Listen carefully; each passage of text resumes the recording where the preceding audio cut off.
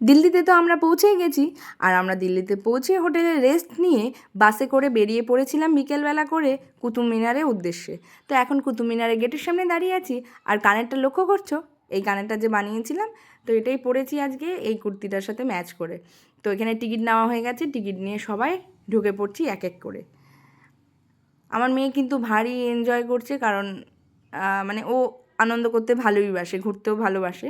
আর এখানে কুতুব মিনারে সবাই দেখেছি যে দিনের বেলা যায় আর ভালো লাগে, কিন্তু এই যে রাতের অন্ধকারে কুতুব মিনারটা কিন্তু আরও বেশি সুন্দর লাগে। তোমরা নিশ্চয়ই দেখে বুঝতেই পারছো, কারণ কুতুব মিনারে একটা আলাদাই সৌন্দর্য ফুটে উঠেছে এই লাইটের মাধ্যমে, আমার মনে হয়েছে। আর চারিদিকটা কি সুন্দরই না লাগছে। কুতুব মিনারের একটা ব্যাপার রয়েছে যে সন্ধেবেলা করে একটা লেজার লাইট প্রোগ্রাম হয়, সেটা অনেকেই দেখতে পায় না যারা দিনের বেলা যায়, তো লাকিলি আমরা দেখতে পেয়েছিলাম। এই যে এই প্রোগ্রামটা খুবই সুন্দর, মানে ইন্ডিয়ার সমস্ত ব্যাপার এখানে শো হয়, বেশ ভালো লাগছিল।